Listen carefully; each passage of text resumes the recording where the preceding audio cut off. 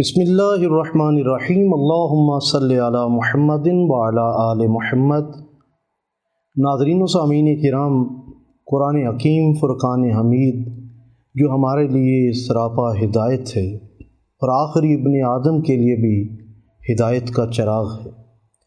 یقیناً اس میں زندگی گزارنے کے تمام ہی نمونے بیان کر دیے گئے ہیں، چاہے وہ ذاتی زندگی ہو، عائلی زندگی ہو، معاشرتی زندگی ہو یا حکمرانی کے ضابطے ہوں۔ قرآن حکیم نے معاشی معاشرتی تمام آداب بیان فرمائے ہیں، اور یہ بھی بتا دیا ہے قرآن حکیم نے کہ اللہ اور اس کے رسول کی اطاعت میں تمہاری زندگیوں کے اندر برکت ہی برکت ہے، اور اگر اللہ اور اس کے رسول کے احکامات سے روگردانی کرو گے تو شرمندگی تمہارا مقدر بنے گی۔ آئیے ہم سورہ انفال کے سے متعارف ہوتے ہیں۔ یہ سورہ انفال مدنی صورت ہے، اس کی 75 آیات اور 10 رکوع ہیں۔ یہ سورہ 2 ہجری میں نازل ہوئی۔ اس سورہ کا بیشتر حصہ غزوہ بدر کے متعلق ہے۔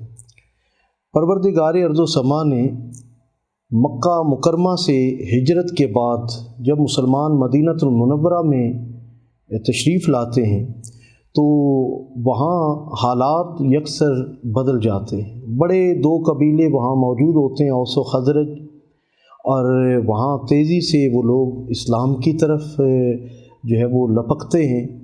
آقا کریم صلی اللہ علیہ وآلہ وسلم نے مواخات مدینہ کی صورت میں جو مہاجرین اور انصار کے درمیان ایک ایسا بھائی چارہ قائم کیا کہ لمحوں کے اندر مسلمانوں کا وہ جو حالت زار تھی وہ ختم ہو جاتی ہے۔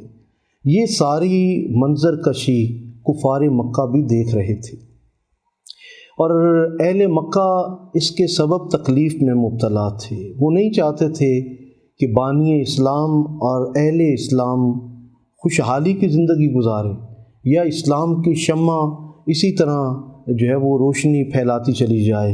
اس لیے انہوں نے پھر یہ فیصلہ کیا کہ مسلمانوں کو سبق سکھایا جائے۔ ہجرت کے دوسرے سال شعبان المعظم کے مہینے میں اہل مکہ کا ایک تجارتی قافلہ ابو سفیان کی قیادت میں واپس لوٹ رہا تھا، اور مسلمانوں کی طرف سے حملے کے خطرے کے پیش نظر یہ اناؤنسمنٹ کر دی گئی ابو جہل کی قیادت میں کہ جناب مسلمان ہمارے تجارتی قافلے پر حملہ کرنے والے ہیں، اس لیے ہم نے اہل مدینہ پر یا مسلمانوں پر لشکر کشی کرنی ہے۔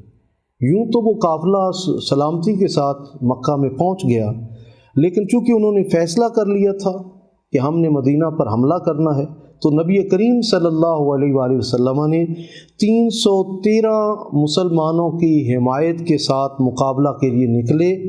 17 رمضان المبارک بروز جمعۃ المبارک حالت روزہ میں مسلمانوں اور کافروں کے درمیان مقابلہ ہوا۔ اللہ تعالیٰ نے مسلمانوں کو فتح و نصرت اور کامرانی عطا فرمائی، اور ساتھ میں مال غنیمت بھی عطا کیا گیا۔ اس سورہ مبارکہ میں مال غنیمت کی تقسیم کار کا بھی طریقہ بیان فرمایا گیا تاکہ اس کے متعلق کسی قسم کا تنازع پیدا نہ ہو۔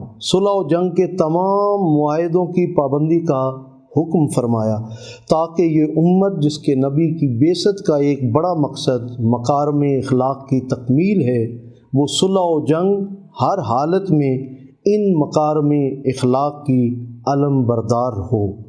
سورہ مبارکہ کے آخری حصے میں حضور نبی کریم صلی اللہ علیہ وآلہ وسلم کے صحابہ کی یہ شان بیان فرمائی کہ جن کی سرفروشیوں، قربانیوں، جاں بازیوں اور مسلسل سعی و عمل کی بدولت اسلام کو کامیابی اور عروج نصیب ہوا۔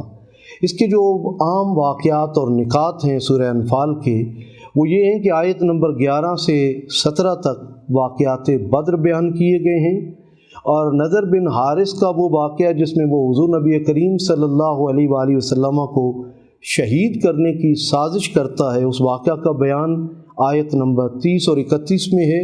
مال غنیمت اور اس کے احکامات کیا ہیں، یہ آیت نمبر 41 میں بیان ہوئے ہیں۔